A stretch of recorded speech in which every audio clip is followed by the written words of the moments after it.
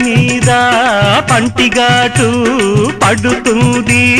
ప్రతిసారి సిగ్గు చీర తొలగిపోయి నలుగుతుంది తొలిసారి మా పటేల మేలుకున్న కళ్ళ ఎరుపు తెల్లవారి